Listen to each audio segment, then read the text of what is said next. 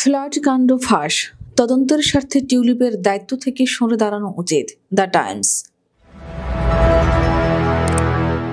বাংলাদেশের রূপপুর পারমাণবিক বিদ্যুৎ প্রকল্পে দুর্নীতির অভিযোগ এবং লন্ডনে বিনে পয়সা ফ্ল্যাট নিয়ে ব্যাপক চাপের মুখে পড়েছেন ব্রিটিশ সরকারের আর্থিক সেবা বিষয়ক প্রতিমন্ত্রী টিউলিপ সিদ্দিক, যার বিরুদ্ধে ইতোমধ্যে তদন্তের সিদ্ধান্ত হয়েছে।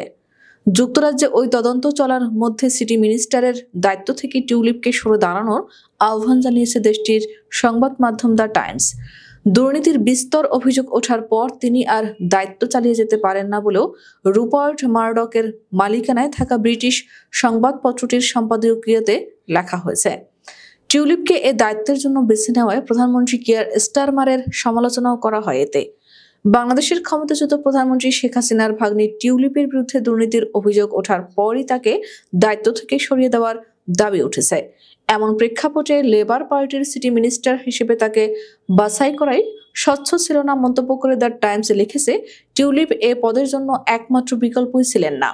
তাকে এ দায়িত্বের জন্য বেছে নেওয়ার সমালোচনা করে সম্পাদকীয়তে লেখা হয়েছে, স্যার কিয়ার স্টারমার তার উত্তর লন্ডনের প্রতিবেশীদের রাজনৈতিক সূক্ষ্মদর্শিতা ও যোগ্যতা যাই হোক না কেন গুরুত্বপূর্ণ পদগুলোতে তাদের বসিয়ে রেকর্ড করেছেন। যুক্তরাজ্যের আর্থিক সেবা খাতের ভবিষ্যৎ কিংবা কিভাবে লন্ডনকে শীর্ষস্থানীয় অর্থনৈতিক কেন্দ্র হিসেবে ধরে রাখা যায় সেই ব্যাপারে হ্যাম্পস্টেড ও হাইগেটের এই এমপি কমই আগ্রহ দেখিয়েছেন।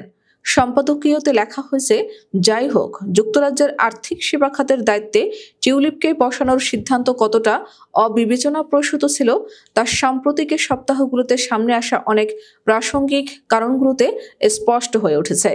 টিউলিপের বিরুদ্ধে তার খালা বাংলাদেশের ক্ষমতাচ্যুত কর্তৃত্ববাদী শাসক শেখ হাসিনার সঙ্গে আর্থিক সম্পর্কের ব্যাপারে অনেকগুলো অভিযোগ সামনে এসেছে।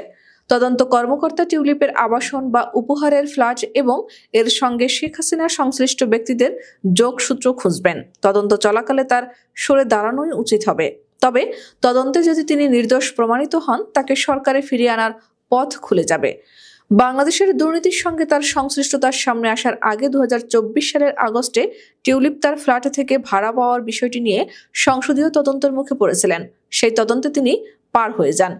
পরে এ নিয়ে প্রক্রিয়াগত প্রশাসনিক ভুল হয়েছিল বলে ক্ষমা চান। তবে এরপর জানা যায়, শেখ হাসিনার রাজনৈতিক মিত্রের কাছ থেকে 20 লাখ পাউন্ডের ফ্ল্যাট উপহার হিসেবে পাওয়ার পর তিনি সেখানে বসবাস করছেন এবং আগের ফ্ল্যাট থেকে ভাড়া নিচ্ছেন। আরও প্রকাশ পায়, তার পরিবারকে উপহার হিসেবে দেওয়া দুটি ফ্ল্যাটে তিনি বসবাস করছিলেন, যার মধ্যে একটি 2 বেডরুমে কিংস ক্রসের ফ্ল্যাট। শেখ হাসিনার মিত্র একজন আবাসন ব্যবসায়ী ওই ফ্ল্যাট টিউলিপকে বিনা পয়সায় দিয়ে দেন। শেখ হাসিনার আরও এক মিত্রের উপহার হিসেবে দেওয়া হ্যাম্পস্টেডের একটি ফ্ল্যাটও থেকেছেন টিউলিপ, যেটি তার বোনকে দেওয়া হয়েছিল। যদিও নিজের সম্পত্তির সঙ্গে আওয়ামী লীগ সভাপতি শেখ হাসিনার যোগসূত্রের বিষয়টি অস্বীকার করেছেন টিউলিপ।